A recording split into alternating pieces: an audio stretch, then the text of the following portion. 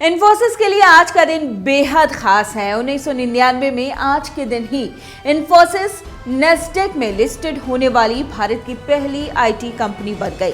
1999 में कंपनी के शेयर के दाम 8,100 रुपए तक पहुंच गए। इसके साथ ही ये सबसे महंगा शेयर भी बन गया। तब इन्फोसिस मार्केट कैपिटलाइजेशन के लिहाज से नेस्डेक में लिस्टेड 20 बड़ी कंपनियों में शामिल हो गई। इन्फोसिस कितनी बड़ी कंपनी है ये तो आप सभी जानते हैं, लेकिन ये कम लोग जानते हैं कि नारायण मूर्ति ने अपनी पत्नी सुधा से 10,000 रुपए लेकर, जो कि उधार लिए गए थे, इन्फोसिस की नींव रखी थी।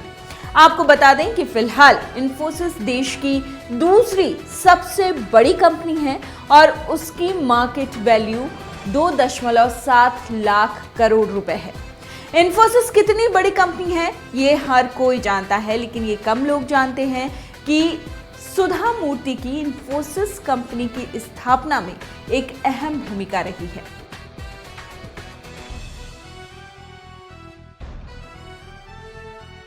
नारायण मूर्ति ने अपनी पत्नी सुधा से 10,000 रुपए उधार लेकर इन्फोसिस खड़ी की। उस वक्त उनके पास इतने पैसे भी नहीं थे कि वो इसके लिए, कंपनी के लिए कोई कमरा ले सके, कोई ऑफिस ले सके, कोई किराए के ऑफिस में अपनी कंपनी को शुरू कर सके।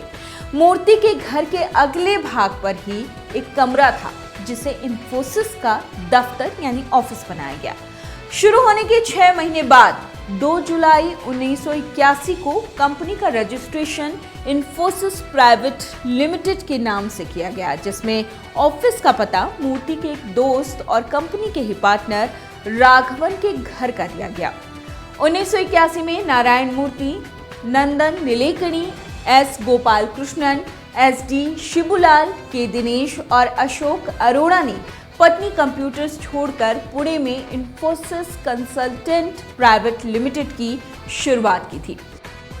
सन 1983 में उन्हें न्यूयॉर्क की कंपनी डेटा बेसिक कॉरपोरेशन से पहला ऑर्डर मिला था। फिलहाल कंपनी की 12 देशों में शाखाएं हैं।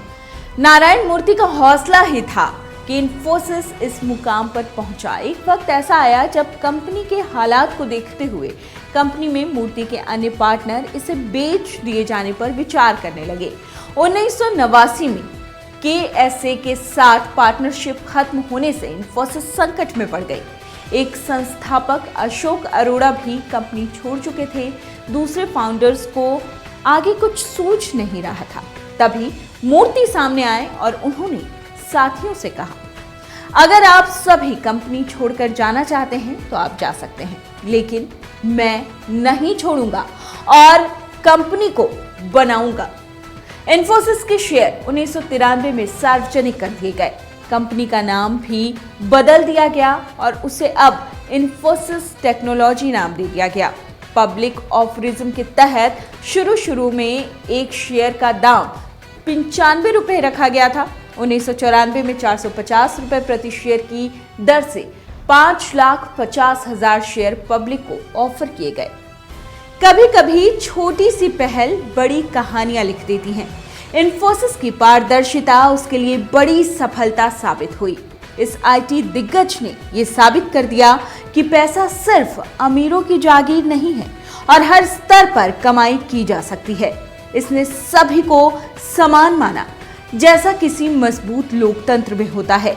कंपनी के कर्मचारी स्टॉक विकल्प योजना ने इसके कई कर्मचारियों को करोड़पति बना दिया।